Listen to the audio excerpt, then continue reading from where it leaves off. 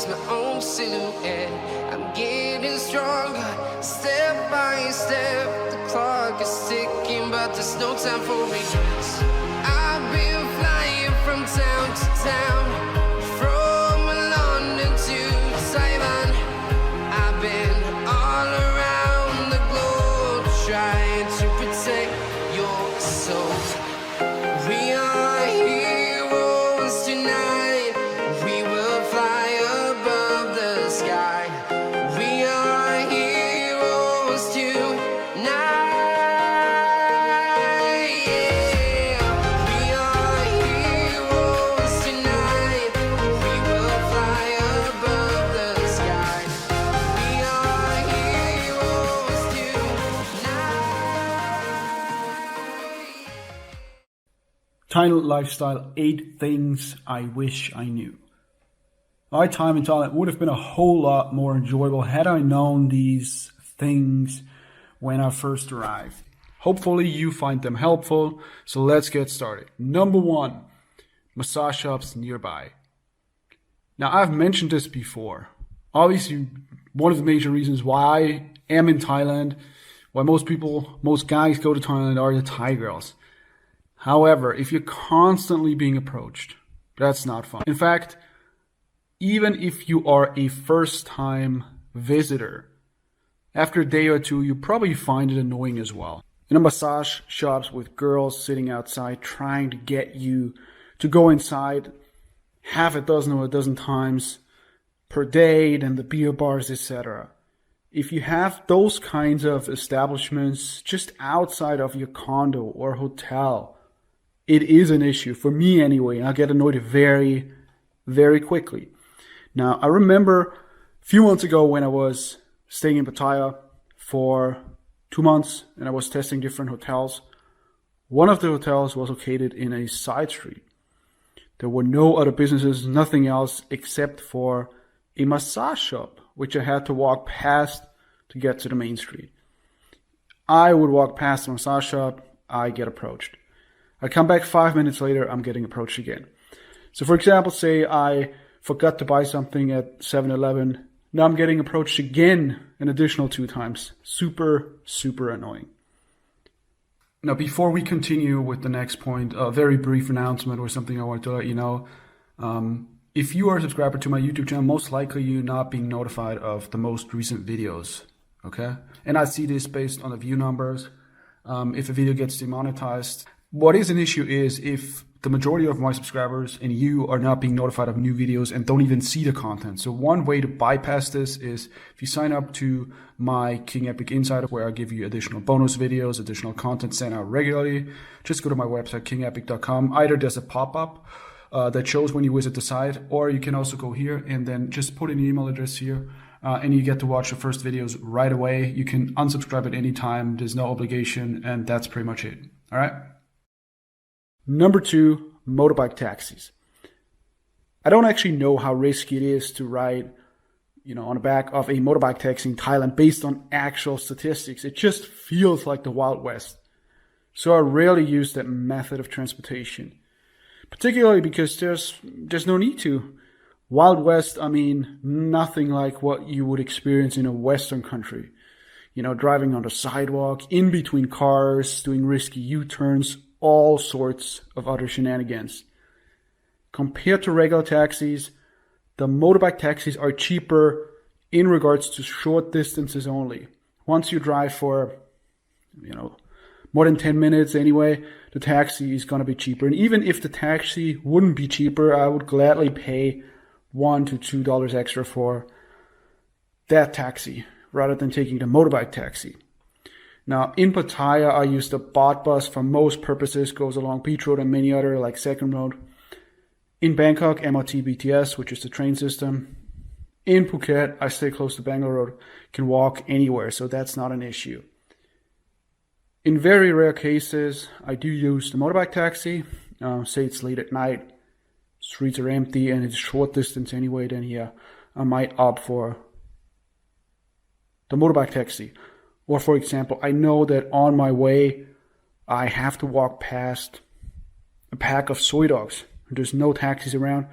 Of course I take the motorbike taxi then, but I try to avoid it as much as possible. Number 3, soy dogs. In easier terms, stray dogs. Particularly the ones in side alleys. Side alleys in Thailand are called soys or soy. Particularly those dogs are very aggressive at night. Now I remember a few years ago, I was renting a Bangkok condo somewhere in the outskirts of the city. There was this long side alley from the main road all the way back to the condo building. And of course, late at night, lots of soy dogs in that side alley. And also, they were very aggressive.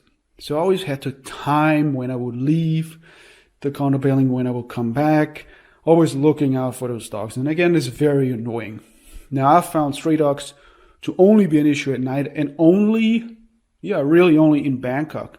Never noticed many, or at least aggressive ones, in Pattaya, and also in Phuket in general. I've seen extremely few dogs overall. During the day in general, dogs are not an issue. They just lie around, pretty much. Number 4, going out versus getting late. This isn't something I do by design. It's simply that I prefer it that way. Again, not all the time, but most of the time. When I go out, I want to have fun. I drink, or at least recently. I talk to girls. That's it. But not always am I interested in taking a girl home when I'm partying or going out. Many times I want a girl, on days on which I'm not going out and I'm in my condo and I feel like it. Kind of funny how that works. Also, alcohol is a reason as well. It can be an issue in my experience. Of course, it contributes to having more fun, but then it takes away from the sexual experience, or rather from the performance. Number 5, no street food ever. I think I've only ever eaten street food once, and that was years ago. I just don't trust the hygiene standards. I've seen rats, cockroaches run around in the proximity of those food courts. Not my thing, to be honest. So instead I eat at food courts, that and the occasional 7-Eleven meal. It really depends on where I am staying. So for example, right now my regular place, the long-term condo that I rent, is next to a food court, so that's where I eat 80 to 90% of the time. Number 6, pack lightly. So basically all that I own, all that I have in Thailand with me, fits into a bag that qualifies for carry-on luggage. I don't have 15 different shirts or 5 different shorts. Why in the world would I need that many? If you do laundry, let's say once a week, you can reduce your luggage weight and travel lightly. Now, just reducing the weight of your luggage and traveling lightly by itself has no benefit, but it is practical if you plan on moving around a lot. So for example, let's say it's a Thursday and I'm sitting here in my condo in Bangkok and I decide, I want to go to Phuket for a few days. It takes me 20 minutes to pack, probably less than that. I do the online check-in. I don't need to go to the counter to do the check-in. I'm the first person to exit the plane. I skip waiting for luggage, and I'm on my way to the hotel fastest way possible. That easy. Now, I remember when I did a trip with a friend a few months ago, just for a week. I think it was a week, for Visa Run.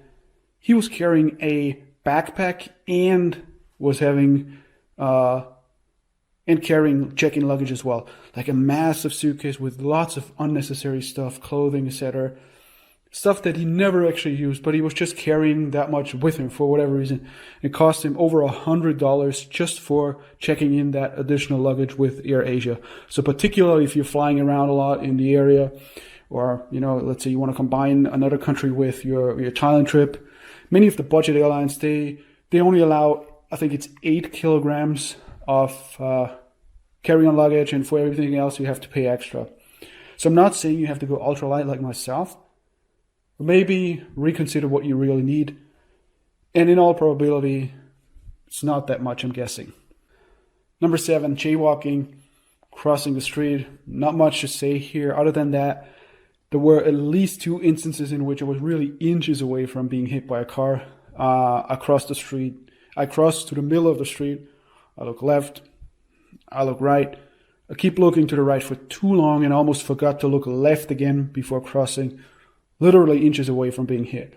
Now these days when there's heavy traffic and there's no other option to cross the street nearby, I am way more careful. I might even wait on the sidewalk for 5 minutes rather than crossing quickly.